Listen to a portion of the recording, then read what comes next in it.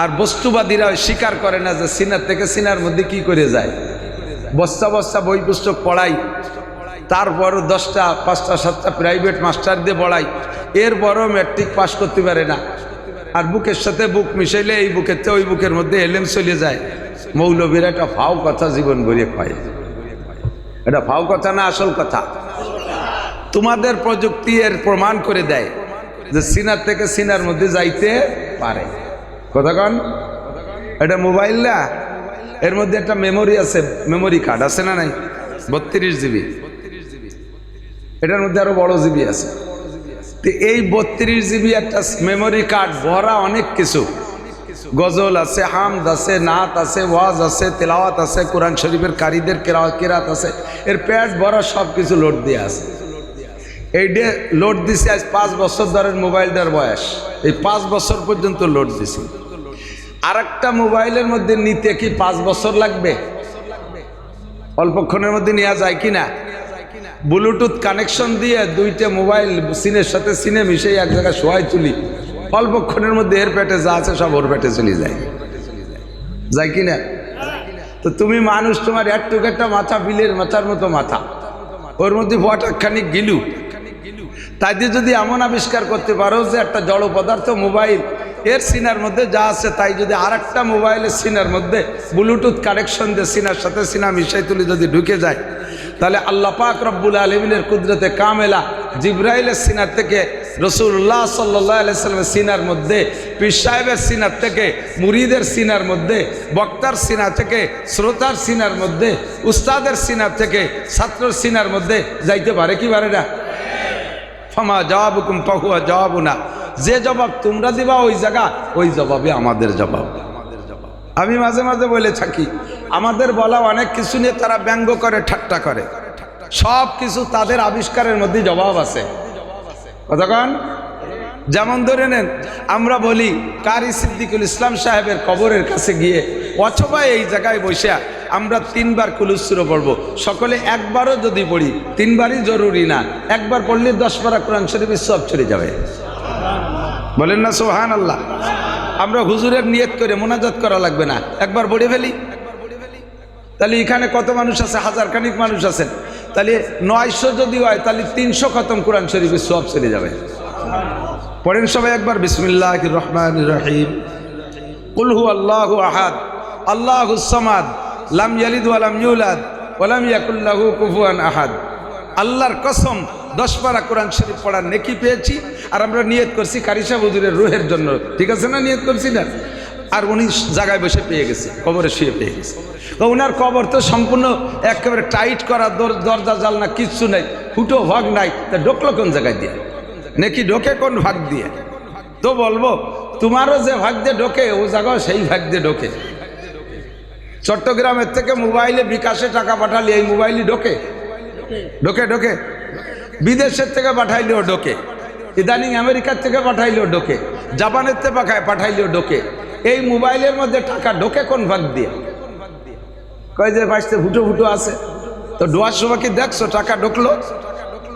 এ টাকা যদি আকাশ দিয়ে উড়িয়ে এসে ঢুকতো তাহলে এক মোবাইলে ঢুকতো না, পথে জাল পাইতে মানুষ বসে থাকতো, পথের চাই রেখে দিত। কতক্ষণ থাকে? তো তোমার একটুক একটা মাথার একটুক গিলু দিয়ে যদি এমন আবিষ্কার করতে পারো যে ওই আমেরিকার থেকে টাকা পাঠাইলে তোমার মোবাইলের মধ্যে ঢোকে, ঢুকতে সময় দেখি না আবার ঢোকা হয়ে যায়, বেরোনোর সময় বেরোনো যায়, তোমার আবিষ্কার যদি এরকম হয়, আমার আল্লাহ পাক রব্বুল আলামিনের কুদরত এর চাইতে লক্ষ কোটি গুণ পাওয়ারওয়ালা। আমরা বিশ্বের যেখানে বসে সূরা ইখলাস পড়বো, আব্বার কবরে চলে যেতে পারে, কারি সাহেবের কবরে যেতে পারে, আরেকজনের কবরে যেতে পারে, পারে কি পারে না? এই জন্য আমরা বক্তা শ্রোতা কথা বলার জন্য আমরা তৃপ্তি বা একটু কাছে কাছে আসলে এখন ভালো লাগবে ইনশাল্লাহ, সব বক্তাই খুশি হবে। আল্লাহ পাক বক্তাদের জবান থেকে জরুরি মূল্যবান কথা বের করে দিক, সবাই বলে আমিন। আপনি অস্বীকার করতে পারেন, আমি যে কথা বলতেছিলাম, অস্বীকারের স্বাধীনতা আছে, স্বীকারেরও স্বাধীনতা আছে। ফামান শাআ ফালইউমিন ওয়া মান শাআ ফালইয়াকফুর, যার মনে চায় মানো। কে বলেছে? একটু বলেন, কে বলেছে? মুখ দিয়ে একবার বলেন না, কে বলছে? 4000 নেকি পেয়ে গেছেন।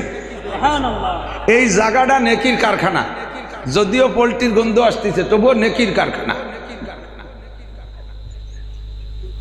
একদিনের জন্য তার ফার্ম বন্ধ করে দেওয়া যায় না, একটু কষ্ট করে ধৈর্যের সাথে বসতে হবে। লোক আসবে প্রচুর, এইরকম একটা মাঠ ছাড়া তো আরিফ বিন হাবিবের মাঠ হয় না। আল্লাহ একবার আল্লাহ বললে কয়টা নাকি একটু সবক দেন না, কয় নাকি 4000 নাকি, আরো বেশি দিতে পারে আল্লাহ। আমি তো গরিব মানুষ বলে কম কইছি। এক মাহফিলে কালেকশনের জন্য কইলাম যে ভাই 5000 টাকা দেবেন কে, একজনকে আমি 5 লাখ দেব। আমি বয়তে তো 5 লাখ চাই নেই, যে আমি হলো ছোট বড়াইনি মানুষ, আমি 5000টা অনেক বড় মনে করতে, উনি 5 লাখ দিয়ে ফেলাইছে। আমি গরিব মানুষ, ছোট মানুষ, 4000-এর কথা বলছি। আমার আল্লাহ 4 কোটিও দিতে পারে কি পারে না? তো কেন আল্লাহর নামটা মহব্বতের সাথে নেব না? আল্লাহ পাক রব্বুল আলামিন স্বাধীনতা দিয়েছে, তুমি আমাকে মানলেও মানতে পারো, না মানলেও আমরা বিশ্বাস করলেও করতে পারো, না করলেও না করতে পারো। কবর আযাব আছে, বিশ্বাস করলেও করতে পারো, না করলেও না করতে পারো। এর স্বাধীনতা তোমার আছে, যেহেতু তুমি দেখো নাই। ফেরেশতা আছে না নাই? মানতেও পারেন, না মানতেও পারেন। জান্নাত আছে না নাই? মানতেও পারেন, নাও মানতে পারেন। জবরদস্তি নাই, লা ইকরাহ ফিদ্দীন, ধর্মের মধ্যে কোনো জবরদস্তি নাই। পুলসিরাত আছে না নাই? হাসর নাসর হবে কি হবে না? মিজানের পাল্লায় মাপামাপি আছে না নাই? এসব কিছু আছে, তবে আপনি মানতেও পারেন, নাও মানতে পারেন। না মাননেওয়ালাকে আল্লাহ তাআলা ধরে ধরে পিটাই পিটাই মানায় না, মাননেওয়ালাকে সাথে সাথে আল্লাহ তাআলা মিষ্টি পাঠাই দিয়ে খাওয়ায় না। কতক্ষণ? ওয়ামান শাআ ফালইউমিন ওয়ামান শাআ ফালইয়াকফুর, যার মনে চায় মানো, আর যার মনে চায় না মানো না। তবে মানলে তোমার লাভ। মান ইহতাদা ফাইন্নামা ইয়াহতাদি লিনাফসি, যে ব্যক্তি হিদায়াতের বাণী গ্রহণ করবা, কথাকে মেনে নিবা, হিদায়াতের বিশাল একটা প্রতিদান আছে, সেইটা সেই পেয়ে যাবা।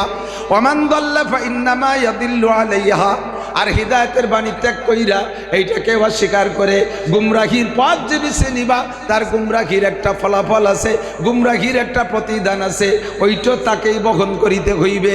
আল্লাহ তাজিরু ওয়াজিরাতুন বিজরা উখরা, একজনের বোঝা আর একজনের ঘাড়ে উঠাই দেওয়া হবে না, যার যার বোঝা তাকেই বহন করিতে হইবে। আল্লাহ পাক বলেন, জান্নাত না মানতে পারো, জাহান্নাম না মানতে পারো, পুলসিরাত না মানতে পারো, কোরআনকে বিশ্বাস না করতে পারো, আসমানি কিতাব না মানতে পারো, নবী রসুলকে তুমি নাও মানতে পারো, ফেরেশতা আছে নাও মানতে পারো, কিয়ামত হবে তাও না মানতে পারো, আরে কবর আযাব আছে তাও তুমি না মানতে পারো। আমার শরীয়তের যত যা কিছু আমি বলেছি একটাও তুমি না মানলে না মানতে পারো, হাত্তাকে আমি আল্লাহকে তুমি অস্বীকার করলে করতে পারো। তবে একটা জিনিস অস্বীকার কেউ করতে পারবা না, এনি ম্যান এভরিবডি কুল্লু নাফসিন যায়িকাতুল মাউত, সমস্ত প্রাণী মরণশীল। বাঘেরও মানা লাগে আমাকে মরতে হবে, সিংহেরও মানা লাগে আমাকে মরতে হবে, হাতিকেও মানা লাগে আমাকে মরতে হবে। কথা বলুন ঠিক কি ঠিক না? আরে শুধু আমরাই না, ফেরেশতা পর্যন্ত জানে, একজন ফেরেশতাও থাকবে না। কুল্লু শাইইন হালিকুন ইল্লা ওয়াজহুল্লাহ, একমাত্র আল্লাহ ছাড়া কেউ থাকবে না। অবশেষে আজরাইল ফেরেশতা পর্যন্ত নিজের জানটা বের করে দিয়া উনিও মৃত্যুবরণ করতে বাধ্য হবে। এবার মরার ভয়তে তুমি কোথায় যাবা? ফাইনাল মাফার, করোনার ভয়তে মুখে মাস্ক পরো, বিভিন্ন রোগের ভয়তে তুমি অনেক প্রোটেকশন ব্যবহার করো, অনেক প্রতিবাদী অনেক কিছু তুমি ব্যবহার করো, কোনো তাই তোমারে বাঁচায় রাখতে পারবে না। ইজা জাজালুহুম লা ইস্তাখিরুনা সাআতান ওয়া লা ইস্তাকদিমুন, আর মরণ যখন আসবে, ও দোস্ত ভালো করে মনে রাখেন, হায়াত সীমিত, বলেন হায়াত, মরণ অবধারিত, রিজিক বন্টিত। রিজিক এই তিনটের ভিতরে আমাদের কাহারও হাত দেওয়ার সুযোগ, হায়াত সীমিত, কেউ অসীম হায়াত নিয়ে দুনিয়া আসে নাই। কতক্ষণ? আমাল হায়াতুদ দুনিয়া ইল্লা কালিল, এবং তা অতি সামান্য, একেবারে সামান্য, অল্প একটু হায়াত নিয়ে আসছি। এই হায়াত সীমিত হায়াতকে কোনো কিছুতে বাড়ানো যাবে না। যত চিকিৎসা করেন সে নির্দিষ্ট সময় চলে যেতেই হবে। হায়াত সীমিত, অল্প একটু হায়াতের ভিতরে আমাকে পরকালের বিশাল পাথর নিয়ে যেতে হবে। আর দুনিয়া মাজরাতুল আখিরা, লক্ষ্য করি, খেয়াল করি, এই দুনিয়া হলো অল্প একটু হায়াত। অল্প একটু হায়াতের ভিতরে এই হায়াতটাকে বলা হয় দুনিয়ার এই জিন্দেগিটা হলো আখিরাতের জন্য খেতি, আখিরাতের জন্য ক্ষেত জমি। এখান থেকে কামাই কইরা আমাকে অনাদি অনন্তকালের সুখ শান্তি আমাকে সেখানে গিয়ে উপভোগ করতে হবে, অল্প একটু সময়ের ভিতরে ইনকাম করে যেতে হবে। তবে এই সময়টুর কোনো সীমাবদ্ধতা নেই। আরে এদিক দেখেন, আল্লাহ তাআলা এর জন্য হায়াতের একটা সীমাবদ্ধতা কেউরে আগে জানায় না দিয়ার কি হিকমত আল্লাহই ভালো জানে। তবে আমি যেটা বুঝি সেটা হলো, যদি কেউরে নির্দিষ্ট হায়াত আমাদের মরণের সময়, জন্মের সময় গলায় যদি একটা ওয়ারেন্টি কার্ড দিয়ে দিত, যে ফ্রিজ কেনেন, ফ্রিজে ওয়ারেন্টি কার্ড আছে না, এসিতে ওয়ারেন্টি কার্ড আছে না, মোবাইলে ওয়ারেন্টি কার্ড আছে, এখন যা কিনবেন বৈদ্যুতিক যন্ত্রপাতি সবগুলোর সাথে ওয়ারেন্টি কার্ড দিয়ে দেয়, একটা গ্যারান্টি দিয়ে দেয়, ঠিক না? এর ভিতরে নষ্ট হয়ে গেলে আপনারে পাল্টাই দেবে অথবা সারিয়ে দেবে। কিন্তু আমার এই জিন্দেগির জন্য একটা ওয়ারেন্টি কার্ড আল্লাহ দেয় নাই। কেন দেয় নাই? যদি কের গলায় জন্মের সময় জুলাই দিত তুমি 60 বছর বাঁচপা, তাহলে ওই লোকটা 60 বছর বাঁচত না। কেন? প্রত্যেক দিন ওই কাঠ ধরে দেখতে, আরে আল্লাহ এদি 1 বছর চলে গেছে, আর কয়দিন ঠেলে ঠুলে গোটা 30 বছর পার করলিও 30-এর পরে যাইয়া দিন গুনতি গুনতি ওই স্টক করে বুঝিয়ে যেত আগে। আল্লাহ জানাই দেয় নেই তুমি একটু সকালবেলা মরবা, কাল সকালে মরবা, রাত্রেও বসে বসে মোটা মোটা প্ল্যান করে, ইন্ডাস্ট্রিজ করবো, কলকারখানা করব, এই করব সেই করব, আমেরিকা যাব, জো বাইডেনের মাইয়ে বিয়ে করব, কত প্ল্যান প্রোগ্রাম করতে চালাতে, অথচ উনি সকালে মারা যাবে। কথা কন ঠিক কি ঠিক না? এখন চলে সবার যাইতেই হবে, চলে সবার যাইতে হবে। যার বাস্তব প্রমাণ আমাদের সামনে থেকে কারি সিদ্দিকুল ইসলাম সাহেবও চলে গেছে। আমার মনে হয় না যেন কে চলে গেছে, আমার মনে হয় না যেন মারা গেছে। কিছু কিছু মানুষের মরণের পর এইরকম মনে হয়, ঠিক কি ঠিক না? আর হৃষ্টপুষ্ট একটা মানুষ, বড় শরীফুন নসব একটা মানুষ, ভদ্রলোক একটা মানুষ, নামে আর কামে বড় মিল ছিল। কিছু কিছু নামের একটা ক্রিয়া থাকে, নামের একটা ক্রিয়া থাকে। সিদ্দিক নামের মানুষগুলো দুই একটা ব্যতিক্রম থাকতে পারে, সিদ্দিক নামের মানুষগুলো বেশিরভাগই ভালো হয়, সত্যবাদী হয়। আবু বকর সিদ্দিক রাদিয়াল্লাহু তাআলা আনহু, ঠিক না? আমার বিশ্বাস ভাইকে আল্লাহ তাআলা কিয়ামতে আবু বকর সিদ্দিকের সাথে পার করে দিবেন আল্লাহ তাআলা। নামের বরকত থাকে। কিছু কিছু যেমন মজনু একটা নাম, মজনু, এই মজনু নামের মানুষ পাগলামি ওরে বেশি। আমাকে এক সাথী ছিল ছোটবেলায় মজনু নাম, তার পাগলামি জ্বালায় হুজুররাও অস্থির। পরে কর নাম পাল্টাও, পরে নাম পাল্টায় ইমদাদ নাম রাখছে, পরে আস্তে আস্তে শান্ত হয়ে গেছে। কিছু কিছু নামের বরকত থাকে। তো সিদ্দিক নামও বড় বরকতি নাম, সত্যবাদী। কিবাদী বলেন? আল্লাহ তাআলা ভাইকে মাফ করে দিক, বলেন আমিন। তো অল্প সময়ের ভিতরে চলে গেছে, সময় যখন হয়ে গেছে কেউ বলা যাবে না যে অকালে মৃত্যু হয়েছে। কের ওয়াকালে মৃত্যু হয় না। 5 বছরেরটাও কাল অনুযায়ী মরছে, 10 বছরেরটা মরছে, সেও তার কাল শেষ হয়ে গেছে মরছে, 16 বছরেরটা মরছে, সেও তার কাল শেষ হয়ে গেছে। ওয়াকালেকের মরণ নাই। সবার যে কাল আল্লাহ তাআলা ধার্য করেছেন, আল্লাহ পাক বলেন কুল ইন্নাল মাউতাল্লাযী তাফিরুনা মিনহু, বলে দাও উম্মতের কাছে যেই মরণের ভয়তে তুমি পালাই বেড়াচ্ছ, তাফিরুনা মিনহু ফাইন্নাহু মুলাকিকুম, ওই মরণে তোমার সাথে সাক্ষাৎ করবেই করবে। ফাইন্নাহু মুলাকিকুম, তুমি যেখানেই থাকো না কেন সে জায়গা যে তোমার মরণে ধরবে, যেটা তোমার টাইম আছে সেই সময় মরবে। আল্লাহ পাক বলেন 5টা বিষয় তুমি জানো না।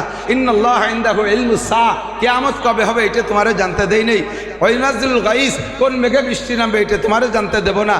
ওয়াইনাজিলুল গাইস ওয়া ইয়ালামু মা ফিল আরহাম, কোন নারীর পেটে সন্তান আছে, কি সন্তান আছে, এইটা তোমাদেরকে আগের থেকে জানতে দেব না বাচ্চা পেটে আসার আগে।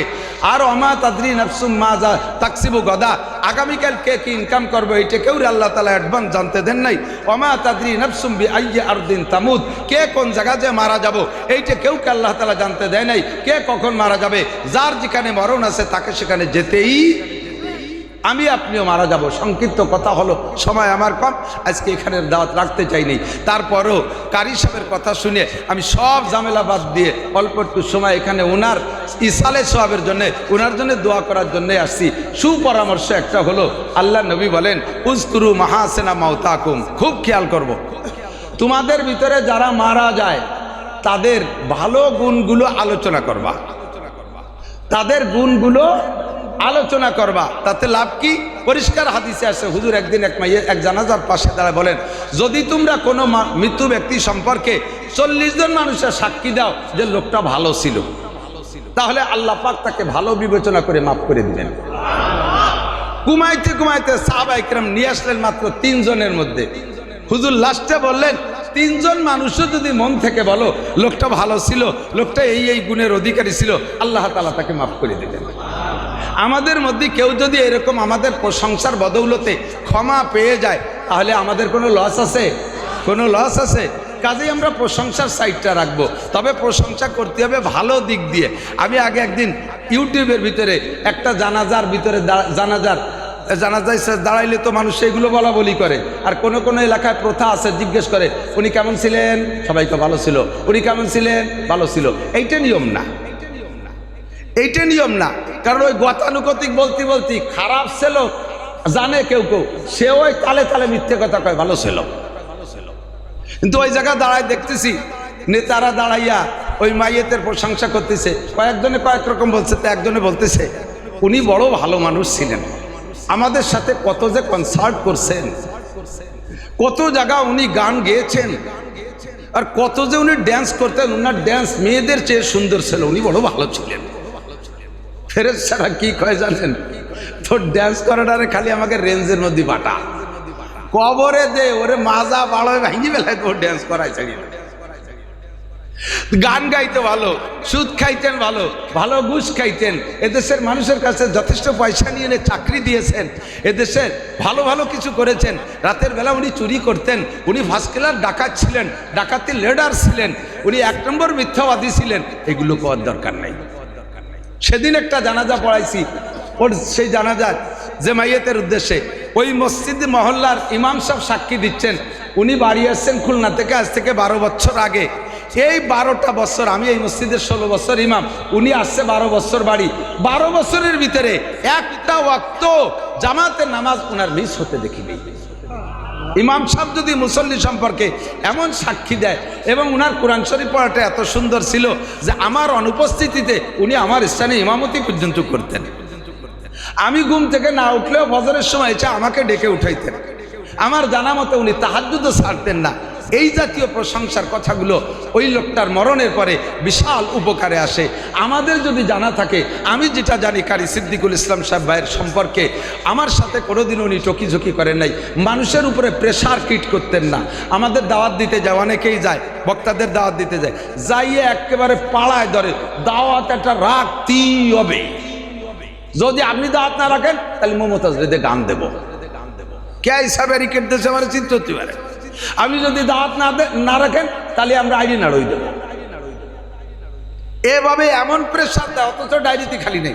কারি সব যাইতেন, হুজুর এই তারিখ খালি আছে খালি, তাই লিখে নেন।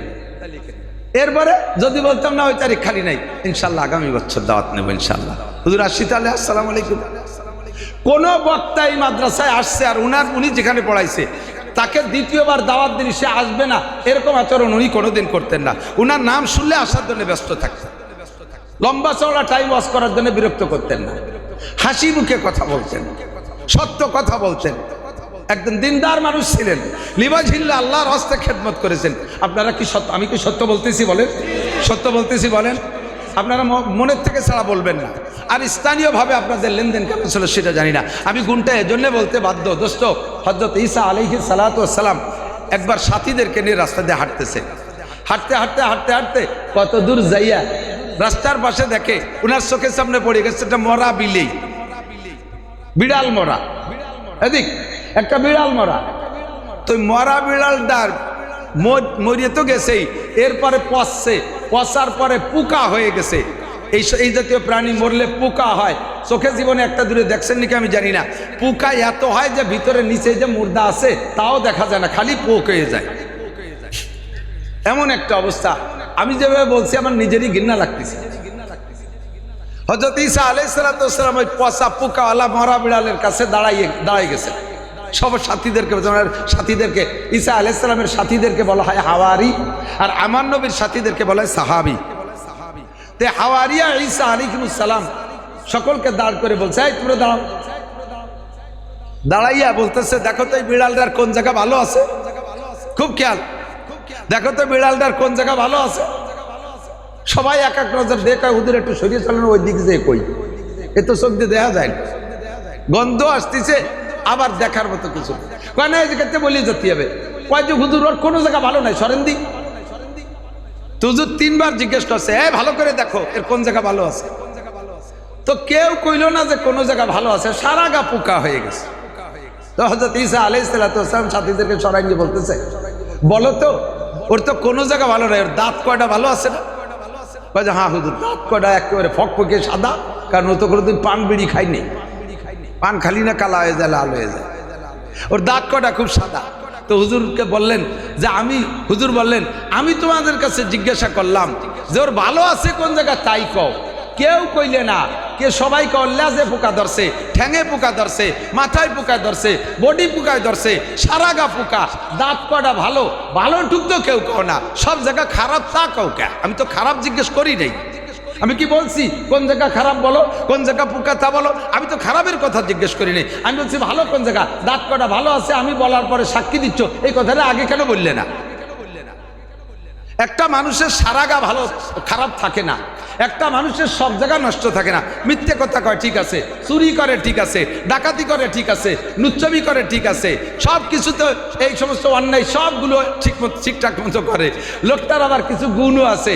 আল্লাহর নামে কোনো কেউ খারাপ আচরণ করলে, আল্লাহর নবীর সামনে গুস্তাখি করলে, ওই চুরি ডাকাতি যাই করুক না কেন, ও জীবন বাজি রেখে লাফিয়ে পড়ে। আল্লাহ রসুলের সামনে কোনো গুস্তাখি সহ্য করতে পারে না। কথা বলেন আছে না নাই? এরকম আছে না নাই? ও আমার যুবক ভাইরা, নামাজ পড়ো না, রোজা রাখো না, দাড়ি কাটো, দাঁড়ায় মতো, খাড়ায় খাও, আইটি পায়খানা করো, মদ খাও, গাঁজা খাও, ইয়াবা খাও, পেনসিডিল খাও, জিনা করো, ব্যভিচার করো, চুরি করো, ডাকাতি করো, যেই যা করো না কেন, ভারতের হিন্দু, ভারতের পুরোহিত বদমাইশ আমার নবীর মূর্তি বানাইয়া, আমার নবীর নামে মূর্তি বানাইয়া, মূর্তির নাকটা ভেঙে দিয়ে কয় মুহাম্মাদের নাক ভাঙলাম। তোমরা মুসলমান সহ্য করতে পারবে? কখনো সহ্য করা সম্ভব? দেহের ভিতরে 1 জাররা রক্ত থাকতে এর প্রতিবাদ আমি না করে ফিরে আসতে পারি না। কথা বলেন ঠিক ঠিক না? এমন গুণটা যদি থাকে, সেই গুণটা আমি কেন বলবো না? মুসলমান বিশ্বনবীর অপমানে যদি না কাঁদে তোর মন, কাজী নজরুল ইসলামের কথা ঠিক না? উনি কবিতা লিখেছে, বিশ্বনবীর অপমানে যদি না কাঁদে তোমার মন, মুসলিম না মুনাফিক তুমি রবিজির দুশ্মন। ভারত থেকে সমস্ত সব 2 নম্বরের প্রোডাকশন হয় ভারত থেকে। ভারত হলো ভেজালের গুরু, ভেজালের কারখানা। এদেশের যত ফরমালিন তাও আসে ভারতের থেকে, খাদ্যের ভেজাল ভারতের থেকে, তেলের ভিতরের ভেজাল ভারতের থেকে, সয়াবিন তেলের সরিষার তেল বানায়, এই ভেজাল ভারতের থেকে আসে। সকল খাদ্যের ভেজাল, ধর্মের ভেজাল, সম্পূর্ণ ভারতের থেকে প্রোডাকশন হয়। কথা বলেন ঠিক ঠিক না? গোলাম আহমদ কাদিয়ানি আমার নবীর এগেনস্টে নবুয়তি দাবি করেছে। আপনারা কি তাতে একমত? গোলাম আহমদ কাদিয়ানি নবী? কি বলেন? একটু জোরে বলেন। যে কাফের বলতে এই জায়গা মুখ বন্ধ করে রাখবেন। সবাই তো করছে, আমি একা না কলি কি হয়েছে ধরে নেওয়া হবে। আর আসুকুতে নিসপুর রেজা, চুপ থাকার সমর্থনের লক্ষণ। মনে হবে যেন আপনি গোলাম আহমদ কাদিয়ানিকে নবী বলার পক্ষে। গোলাম আহমদ কাদিয়ানি কি? তাকে যারা কাফের না বলবে, তাকে যারা নবী বলবে তারা তো কাফেরই, তাকে যারা কাফের না বলবে তারাও কাফের। ঠিক কি ঠিক না? এর বাড়ি কোন জায়গা? ভারত। বাড়ি কোন জায়গা? দেখেন ইসলামের বিপক্ষে কত বড় বেয়াদবি। আমার নবী বলেন আনা খাতামুন নবিয়্যিন লা নবিয়্যা বাদি, আমি শেষ নবী, আমার পরে কোনো নবী আসবে। আমার আল্লাহ পাক রব্বুল আলামিন বলেন মা কানা মুহাম্মাদুন আবা আহাদিন মির রিজালিকুম ওয়ালাকিন রাসূলুল্লাহি ওয়া খাতামান নবিয়্যিন। মুহাম্মাদুর রাসূলুল্লাহ তোমাদের কাহারো আব্বা না, উনি হলেন গোটা মানব জাতির নবী ও রাসূল, আর উনি হলেন খাতামুন নবিয়্যিন, শেষ নবী, যার পরে আর কোনো নবী আসবে না। কথা বলি ঠিক কি ঠিক না? আমার নবীর পরে কোনো নবী আসবে না। গোলাম আহমদ কাদিয়ানি নবুয়তি করেছে, দাবি করেছে ভারত থেকে। ভারত সরকার তাকে সেখান থেকে উস্কাই দিয়েছে, তারে সহযোগিতা করেছে। আর এর সবচাইতে বেশি সহযোগিতা করেছে যাকে এখানে আবিষ্কারী করেছে, তারা হলো ইসরায়েলি ইহুদি। ও মুসলমান, বাংলাদেশে যত ভণ্ড পীর আছে, যত মাজারপন্থী আছে, সমস্ত মাজারের গুড়া আসছে ভারত থেকে, ভারতের থেকে ভণ্ডপীরদের আমদানি হয়।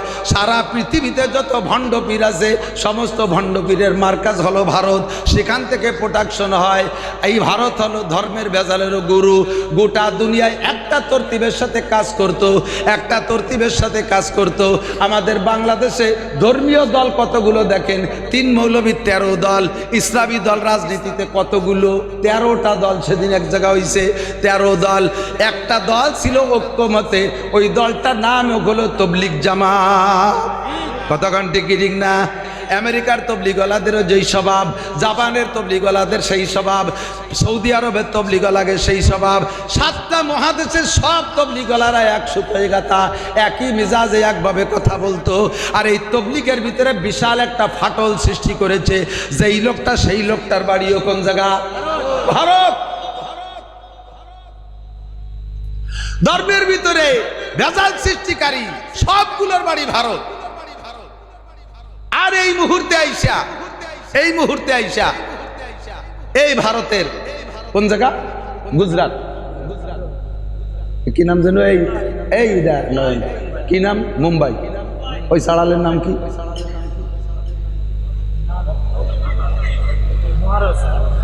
কি মহারাজ যেন নাম। আমরা এদিক তাকান, আমরা এই জায়গায় কত বয়ান করছি। এ গ্রামে গ্রামে মহল্লায় মহল্লায় মাহফিল হয়। কোন মাহফিলে কোন হিন্দুদের কটাক্ষ করে আমরা কথা বলি? তাদের মন্দির মূর্তি সম্পর্কে আমরা কোনো খারাপ মুক্তি করি? এত বড় মুহূর্তে দেখেন, এই মাননীয় কি বলা হয়, বিগত সরকার শেখ হাসিনার সরকার যতদিন ছিল ক্ষমতায়, অতদিন বাংলাদেশের মুসলমানদের উপরে রাজত্ব করতে হিন্দুরা। আমরা মাহফিল করতে জন্য অনুমতি নেওয়া লাগতো, হিন্দুদের পূজায় অনুমতি লাগতো না। আমাদের মাইকি সাউন্ড বেশি হয়ে যায়, এতে শব্দ দূষণ হয় বিদায় আমাদের মাইক বন্ধ করে বক্সে ওয়াজ করা লাগছে। আর হিন্দুরাই একটানা 7 দিন 8 দিন 10 দিন পূজার মাইক এমন জোরে তুমদাক্কা চালায়, মসজিদে মুসল্লিরা নামাজ পড়তে পারে না, তাদের অনুমতি লাগে না। তারা এভাবে শব্দ দূষণ করে দেশে রাজত্ব চালাইছে। কথা বলেন ঠিক না? আমাদের উপরে তারাই দেশে থেকে নির্যাতন করেছে।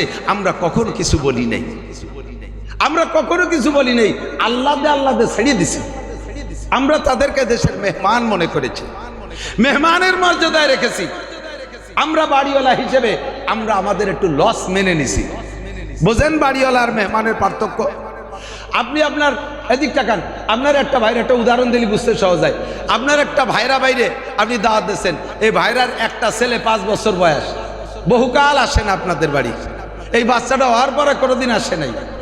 আপনার আদরের শালি মোহাব্বতের ভাইরা একটা বাচ্চা হয়েছে, তাও সেরকম দেখতে, দাওয়াত দিয়েছেন, তাদেরও পয়সা করি আছে, আসছে আপনার বাড়ি বেড়াইতে। আসার পরে আপনারও 5 বছরই একটা আছে ছেলে। তো 2 খালাতো ভাই একসাথে ঘরের মধ্যে আনন্দ করে খেলাধুলা করে ফুর্তি করে। এই খেলাধুলার ভিতর দিয়ে আপনার ছেলে বাড়ির একটা গিলাস, কাঁচের একটা গিলাস, আগে ছেলে রূপবান গিলাস 1.5 টাকা দাম, মনে আছে নাকি? ওয়াসা কাঁচের গিলাস, ওই গিলাস একটা তার হাতেতে ছুটে পড়ে ভেঙে গেছে। আপনি কি করেন? আপনার ছেলেরে যে ঘাট ঠাইছে ধরে ধমাধম 2 থাপ্পড় ভাঙ্গে ফেলাই দেবো, গুলো করে ফেলাই দেবো। আপনার বাইরে বাইরে ঠেকাইছে, 1.5 টাকা দামের রূপবান গিলাস ভাঙছে, আপনার ছেলে 2 থাপ্পড় দিয়ে দিয়েছে। কিছুক্ষণ পরে আপনার বাইরে বাইরে ছেলে যে বেড়াইতে আসছে, সে যাই আপনার শোকেসের মধ্যে হ্যাঙ্গার ধরে নিয়ে আসছে। হ্যাঙ্গারের ভিতরে 12টা গিলাস, বেলজিয়াম গিলাস, এক একটা গিলাসের দাম 1300 টাকা। এই 12টা গিলাস ধরিয়ে আইলে স্লিপ করে পড়ে সব কটা গুঁড়ো গুঁড়ো করে ফেলাইছে। আপনার ছেলে 1.5 টাকা দামের একটা গিলাস ভাঙছে, 2 থাপ্পড় মারিয়ে দিয়েছেন। এইটা আপনার ভাইরা ভাই দেখছে। সেই ভাইরা ভাইয়ের ছেলে 12টা গিলাস, এক একটা গিলাস 1300 টাকা দাম, ভাঙ্গে গুঁড়ো গুঁড়ো করে ফেলাইছে। আপনার কেমন লাগতেছে এইটা অনুভব করে আপনার ভাইরা ভাই তার ছেলেরে যায় থাপ্পড় শুরু করছে, এক করে শেষ করে ফেলাই দেবো, আর কোনোদিনে বাড়ি আনবো না। আপনি সে সময় কি করবেন বলেন তো? আপনি আপনার ভাইরা ভাইরে ধমক দেবেন, এই ছোটা ওরে মারিস না, ও ছোট মানুষ, ও কি বোঝে, ও কি বোঝে, ও গিলাস ভাঙছে কি হয়েছে, কি ওরম গিলাস আমার শোকেস ভরা রয়েছে, ওরে আর ফিরে মারলে কিন্তু খবর আছে। ওরে যদি আর মারিস, ও জীবনে আমার বাড়ি বেড়াতে আসবে না। ও বলবে যে না, খালা বাড়ি বেড়াতে যাবো না, ও বাড়ি গেলে খালি মার খাওয়া লাগে, ওই বাড়িতে আর কোনোদিন আসবে না। এখন ভাইরা ভাই কি কয়, আমারটা 12টা ভাঙলো, তাতে তুমি মারতে যাও না, তোমারটা দিয়ে 1.5 টাকা দামের একটা ভাঙছে, তারে দিয়ে 2 থাপ্পড় দিলে। ওটা হলো বাড়িওয়ালা আর ওটা হলো মেহমান। ওরে যদি 1.5 টাকা দামের গিলাস ভাঙ্গার পরে থাপ্পড় দূরে না দেয়, ও কয়েকদিন পর আমার শোকেস ভেঙে ফেলাই দেবে গাজারটা আসাতি দেয়। একটু ইন্নালিল্লাহ পড়ি, ইন্নালিল্লাহি ওয়া ইন্না ইলাইহি রাজিউন। আমি এই জন্যই বলছি যে তোমরা এই কুয়োরা বাদ দাও, এই কারেন্টের উপর নির্ভর করবে। একটানা জেনারেটর চালায় রাখতে হবে।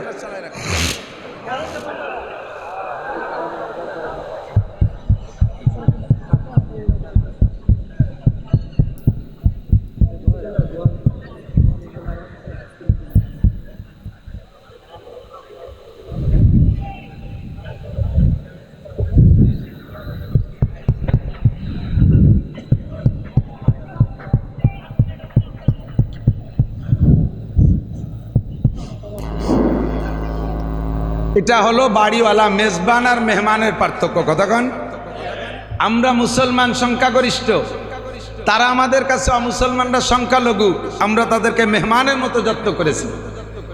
আমাদের মসজিদ বাংলা সরকার মসজিদ বানায় দেয় নাই, তাদের মন্দির ভাঙলে সরকার তার চাইতে দ্বিগুণ টাকা দিয়ে মন্দির বানায় দিয়েছে।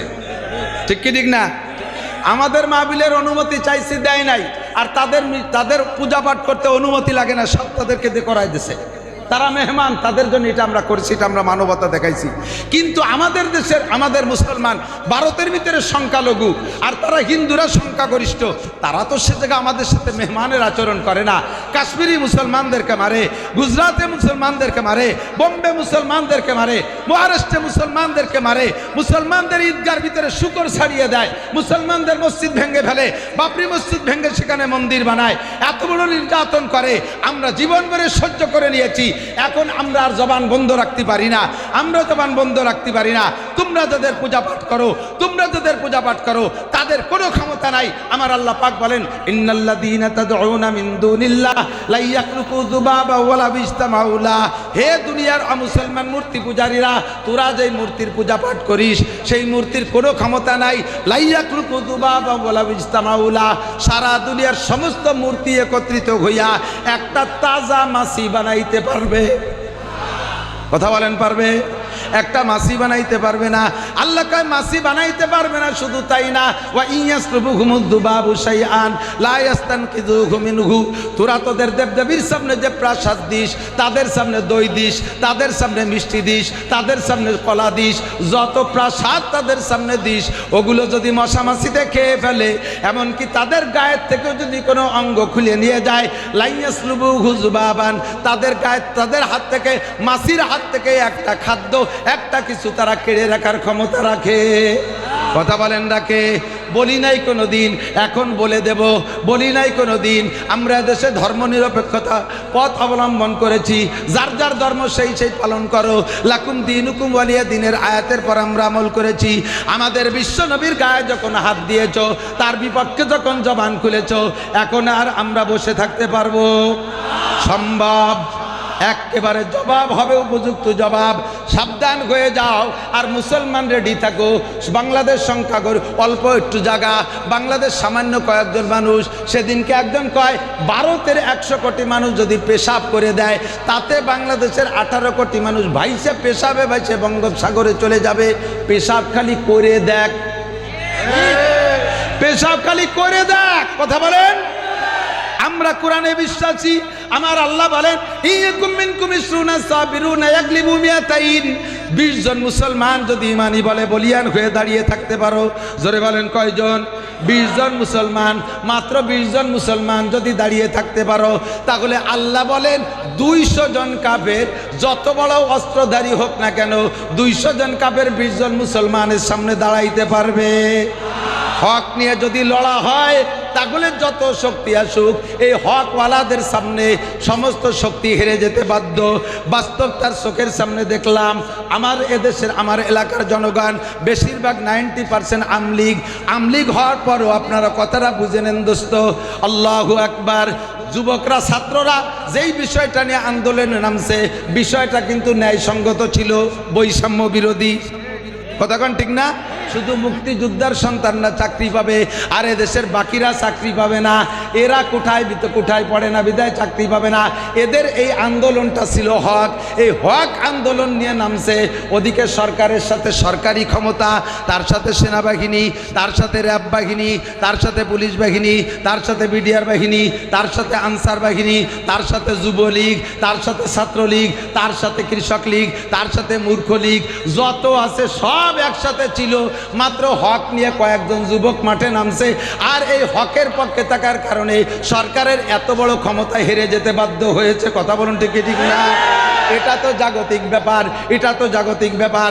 আর উখরবি ব্যাপার, ইসলামের ব্যাপারে যদি 20 জন মুসলমান দাঁড়িয়ে থাকতে পারো, 200 কাফের পরাজিত হতে বাধ্য। আল্লাহু আকবার। ভারতের 100 কোটি কাফের ভিতরে, 100 কোটি মানুষের ভিতরে 35 কোটি আছে মুসলমান, তারা আমাদের পক্ষে। কথা বলেন ঠিক ঠিক না? আর বাংলাদেশে 18 কোটির ভিতরে 16 কোটি মুসলমান, ধরে নিলাম 15 কোটি মুসলমান। 35 আর 15 কত হয়? 50। এই 100 কোটি আর এপাশে 18 কোটি, এর ভিতরে 50 কোটি দাঁড়ায় গেছে মুসলমান। 50 কোটি মুসলমান এখন যা আছে, ওরা আমাদের প্রত্যেক একজনের সামনে 2 জন হয় নাই, একজনের সামনে 2 জন হয় নাই। আমরা একজনে 20 জনের সাথে লড়তে পারি। কথা বলেন ঠিক ঠিক না? মুসলমানের গায়ে হাত দিস না, ধর্ম নিয়ে নাড়াচাড়া করিস না। মুসলমানের নারায় তাকবীরের আওয়াজ এটা তো কোনোদিন শুনিস নাই। মুসলমানের নারায় তাকবীরের আওয়াজ। খালেদ ইবনে ওলীদ রাদিয়াল্লাহু তাআলা আনহু, খালেদ ইবনে ওলীদ রাদিয়াল্লাহু তাআলা আনহু যুদ্ধে যাইয়া যুদ্ধে বিজয় লাভ করে চলে আসছেন। কাফের মুসলমান ছিল 10,000 আর কাফের ছিল 30,000। 10,000 30,000-এর মোকাবেলায় এক একজনের সামনে কয়জন? 30 জন। কয়জন? 3 জন। এই যুদ্ধে মুসলমান জিতে কাফেরদেরকে ধরে নিয়ে আসছে বহুত। তো খালেদ ইবনে ওলীদ রাদিয়াল্লাহু তাআলা কাফেরদেরকে জিজ্ঞেস করে, আমরা তো অল্প কয়জন, তোরা এত ডেলি ডেলি মার খালি, লাস্টে ধরা পড়ে গেলি, এরকম আত্মসমর্পণ করলি, অস্ত্র ছাড়িতে পড়িয়ে গেলি কেন? ঘটনা কি? কয় যে হুজুর, আপনারা যখন নারায়ে তাকবীর কই আওয়াজ দেন তখন আমাদের কাছে মনে হয় আসমান ভাঙ্গে হুড়মুড় করে আমাদের মাথার উপরে পড়তেছে। যাদেরকে আপনারা জবই করে মারছেন তো জবইতে মরছি, আর অনেকেই মরিয়ে গেছে ওই নারায়ে তাকবীরের আওয়াজে, অন্ডকোষ খুঁজে পুড়ি মরিয়ে গেছে। এমন একটা তাকবীর তো তোমরা শোনো নাই। মুসলমানের তাকবীর শুনতে চাও? দেব আমরা তাকবীর, হবে তাকবীর। নারায়ে তাকবীর, নারায়ে তাকবীর। বিশ্বের মুসলিম, বিশ্বের মুসলিম এক হয়ে শুয়ে থাকলে হবে, এক হয়ে কীর্তি হবে, এক হও যে হাত করো। বিশ্বের মুসলিম এক হও যে হাত করো। ইহুদিদের দালালরা, নাসারাদের দালালরা, সাধু ঠাকুরের চেলারা, ভারতের চেলারা, ভারতের দালালরা, বিশ্বনবীর শত্রুরা, বিশ্বনবীর অপমান সইবে না রে মুসলমান।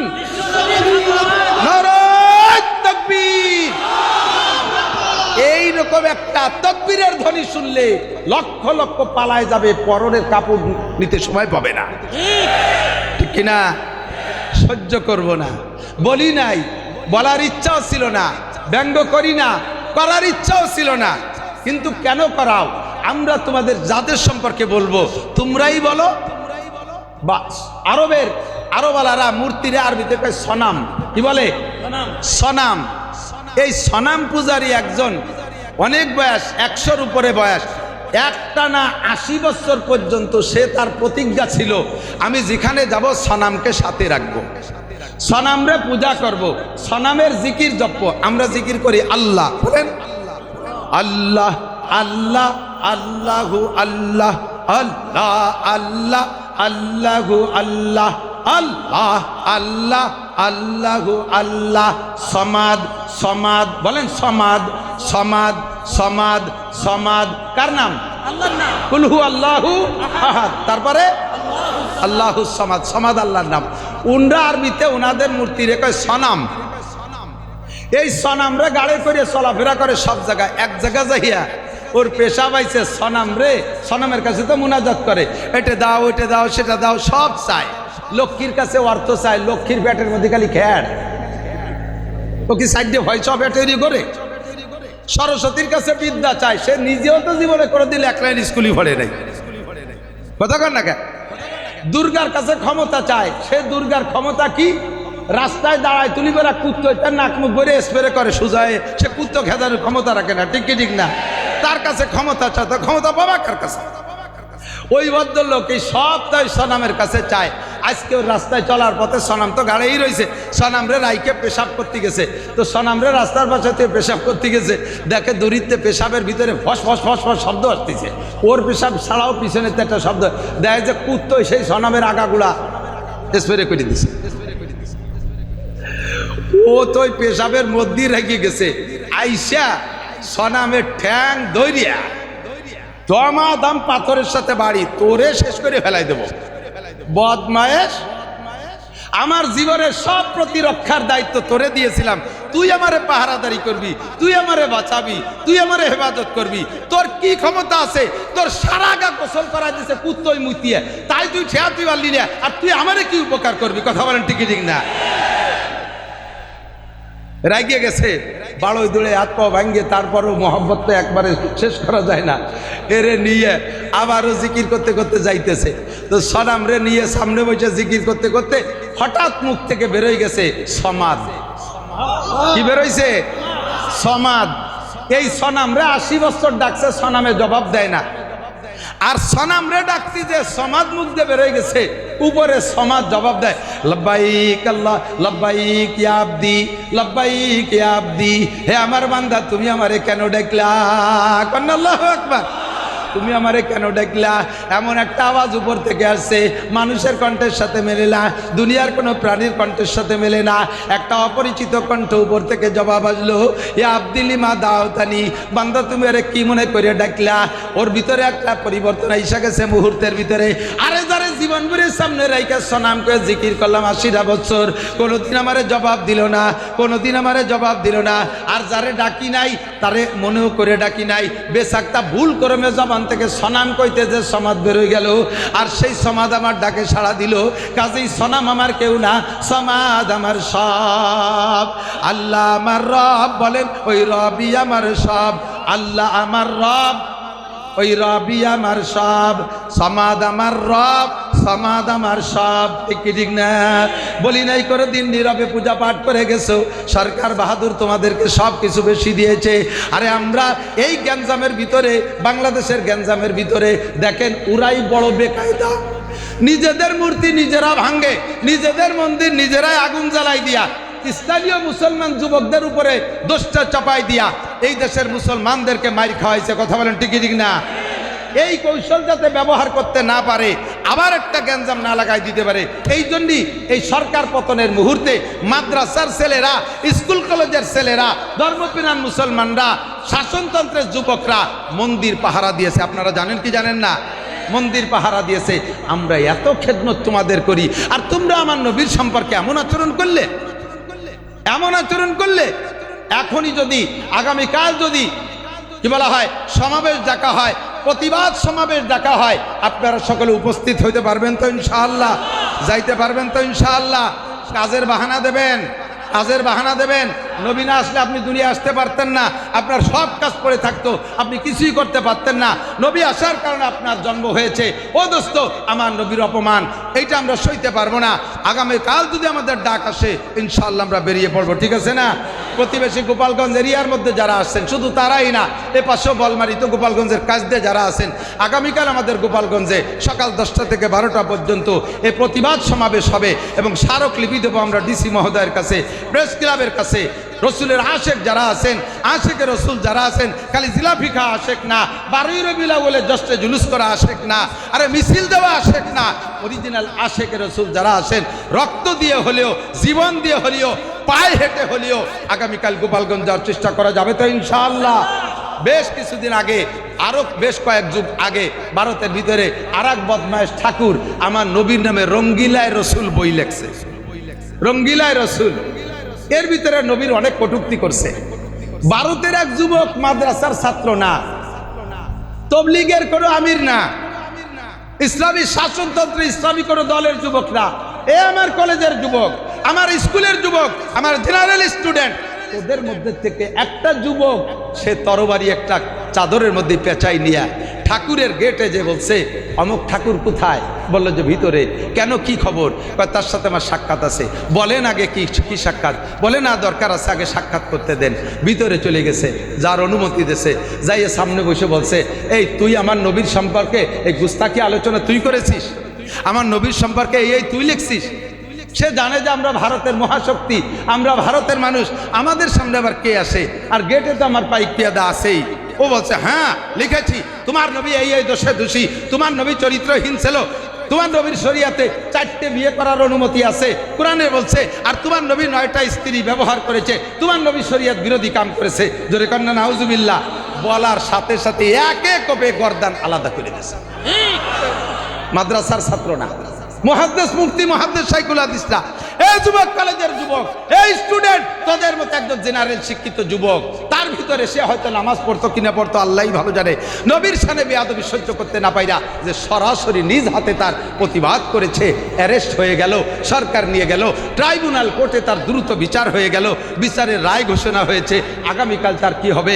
ফাঁসি হবে, আগামীকাল ফাঁসি হবে। ফাঁসির সংবাদ এর কাছে যদি আসে, ও কান্দে না হাসে? এই আপনাদেরকে ফাঁসির হুকুম হলে হাসবেন না কানবেন? কানবে না? পাগল হয়ে যাবে না?